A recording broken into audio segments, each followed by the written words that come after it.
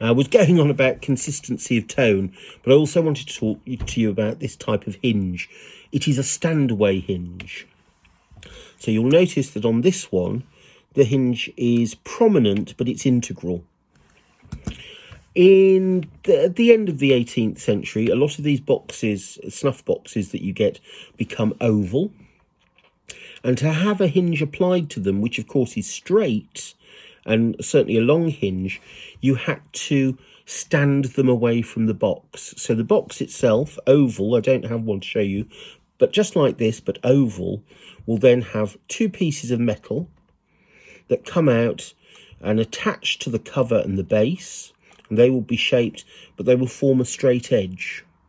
And that allows you to put the hinge on there. And they will be attached to the box, normally by these lugs. And you see these lugs, and they will be either riveted on, pinned on, with little silver or steel rivets, or in this case, this is slightly better, and I'll show you why in a minute. And then you get this hinge. And again, look at the complexity of that hinge. I'll open it up, and you can see the contrast. Count the knuckles. It's not something I've known anybody ever suggest before, but I think it's useful. Count the number of knuckles. Again, like this early box, it has 15 knuckles running down it. It is a sign of its quality, not its period necessarily, but its quality. You can also see, and this is again its quality, here these three little bumps, though it's not terribly clear, are screws. So rather than being riveted on through the lugs, and the rivets can wear over time, this was actually screwed. And you've got to think of the time that's been taken in cutting those little screw threads and the covers and rounding them off and screwing them in deliberately so they wouldn't wear over time. Also, on almost all of these boxes, you will only get two lugs here securing the hinge. This third lug is very uncommon, and again it points to quality and expense. Normally the top of the hinge would also be secured by lugs, but in this case they have soldered a whole bar of silver there. So again, more money, more time, more expense. But also look at how the hinge is finished. Hinges on 17th and 18th century boxes are meticulously done. They're beautifully finished. You can see the moulding that goes over either side of them. They have to be this way. This is how they're made, but they're made with a tremendous amount of care and attention. And if you're faking a box or copying a box in the 19th or 20th century, you're looking at the cover, you're looking at the decoration, you're looking at the shape.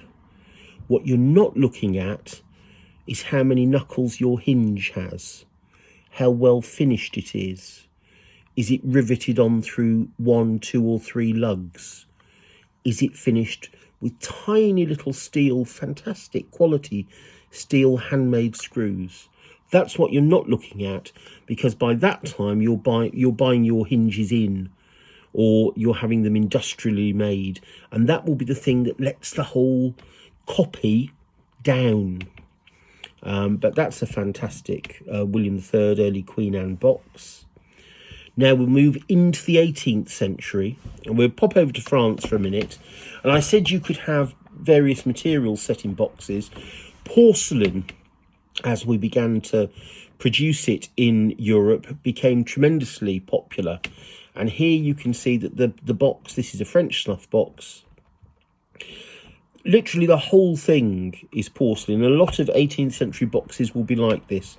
The whole body of the base of the box will be an entirely different material, as will the cover, but both matching, remember that.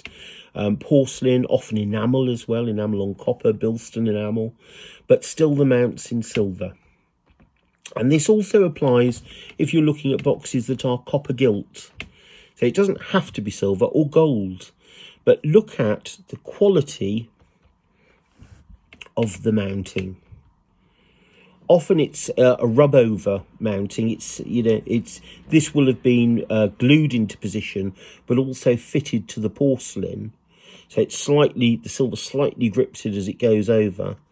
But look at the interior of that hinge and how well it's finished and chamfered. And also when you look at the back of it, and this is probably the most telling thing, look at how the moulding is. Look at how that hinge is visible, but integral. It melts into that whole profile. And beautifully done. And now at this point, it is a 7-knuckle hinge. And most of these boxes that you'll see now from the 18th century will be 7-knuckle. It's not, again, it's not diagnostic. You don't count the knuckles and think, oh, because it's got 7 knuckles, it's 18th century. But it's just a thing. And also, when you're looking at them, if it has more than that, it just indicates to you there's a little bit more time and expense being spent on it, although this is a lovely box. All French boxes with silver mounts will have a mark on them. It's just the way the French were. This has a little décharge mark, which just says that tax has been paid on it. It's always about tax when it's with silver. It's always about money. It's a little dog's head. It's for Paris, 1732 to 1738. And that's how you date these boxes. Stylistically, these cartouche boxes come in around 1725, and they're very popular up to 1750, 1760. In different parts of Europe, they appear later. A lot of Swedish, Scandinavian boxes can be from the 1770s of this style. And the body of it is probably Saint-Cloud or Chantilly porcelain. But again, the porcelain actually gives us the opportunity to look at wear, consistent wear. Think of this on a table for 300 years. The bottom will get more wear than the top. And certainly there you see the definition of the painting, slightly worn areas. The cover, apart from a bloody big crack running across it, much better quality, but still slightly worn by handling from being used for 300 years. The interior lid, where it's never touched, pristine. It all makes sense. Contiguous wear on the bases and the covers of boxes where they're made of different materials is enormously important. When you have an agate box, and you will have a shaped piece of agate, sometimes deeply carved like this, and a cover, they're cut from the same piece of agate. And if you notice the patterns, the concentric rings in it, they must match. They must match. If they do not match, one or other of the panels has been replaced. And it's very tempting to people, because these mounts, particularly when they're hallmarked like this, they ascertain a period for the box. So if the porcelain on this was smashed and shattered, you'd still be left with this frame, and people are tempted, disreputable people are tempted to make bases and covers to fit them. Often, where they're fitted here, where this section has been pulled back and pushed back, you will start to get lots of splits and missing parts. That will tell you something's gone on, but also often the shape isn't right. But be aware that it happens, and you must consider these boxes as a whole. Now I'm going to show you an English version of a similar period box. This is rather stupendous. This is marked on the cover and the base. They usually should be. Only a standard mark. Box marking in England, snuff box marking, is a bit erratic. Earlier tobacco boxes will have full sets of marks. Later snuff boxes may only have a standard mark. They may have just a maker's mark struck a couple of times, or 4 times, or 3 times.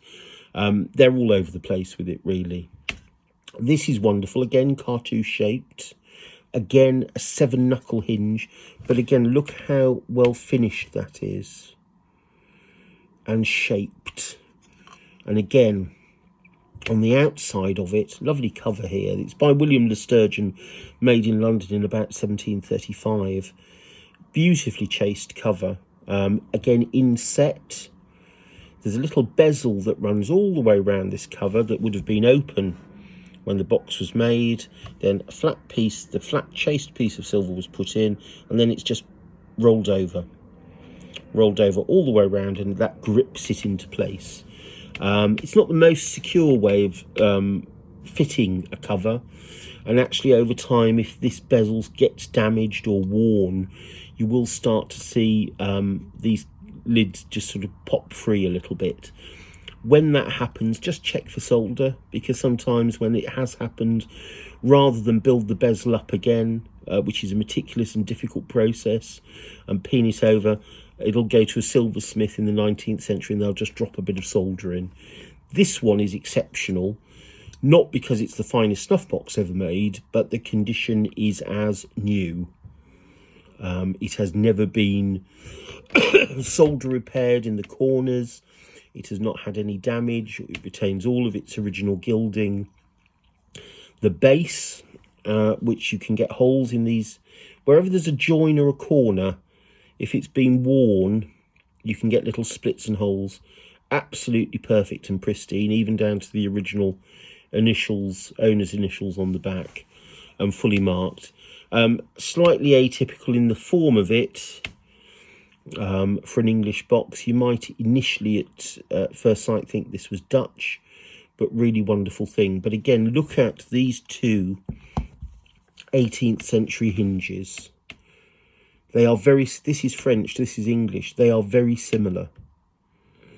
The hinge is there, but it is very well finished, and it becomes part of the moulding. Now, I don't have a 19th century snuff box to show you, but I do have a 19th century vinaigrette, which has a hinge.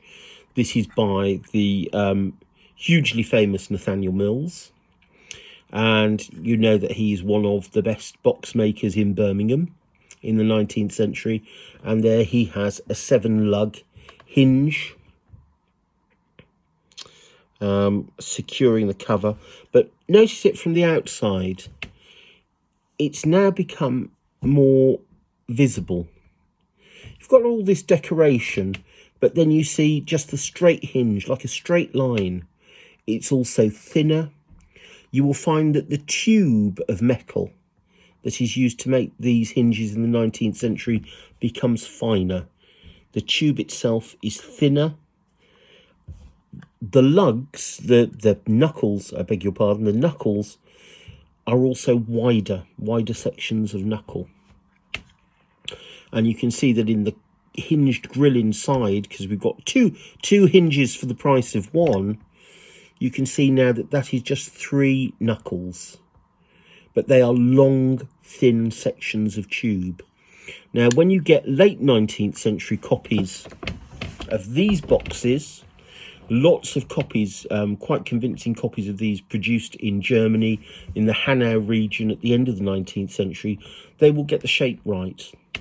They will sort of get the decoration right, not completely. They will get the hinge wrong. This beautifully finished moulded hinge that is integral to this whole border of it, on a late 19th century one, this will be one of these thinner sort of machine produced tubes. It will often stick out, whereas this is sort of set in to the body of the bezel of the cover. It will sit proud, slightly proud, like it's just been soldered on, or it will have 2 pieces of metal, 2 thin strips of metal attaching to the cover and the base, and then it will be sandwiched in between, but you'll be able to feel it.